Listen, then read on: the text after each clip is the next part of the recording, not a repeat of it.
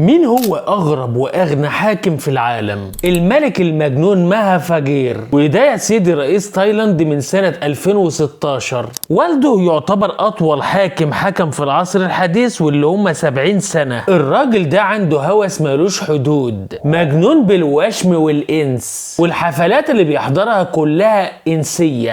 متزوج مئات الآلاف من النساء، حرفيا بيتزوج أي واحدة بتعجبه، ولازم اللي يختارها تثبت ولائها بالزحف على ركبتها قبل ما يتزوجها، وبعد كده يسميها الملكة. ولو واحدة حبت تنضم لحاشية الملك لازم يختبرها بنفسه، وبعدين تدخل مدرسة خاصة تتعلم فيها ازاي تخدمه، ولما توصل لعمر ال30 تخرج معاش وتاخد مكافأة ضخمة تعيشها ملكة لبقية حياتها. يملك أكثر من 30 قصر، والحمامات كلها من الذهب الخالص. قصره بس في ألمانيا في حوالي 1800 غرفة، يعني قد القرية اللي أنا بعيش فيها مثلا.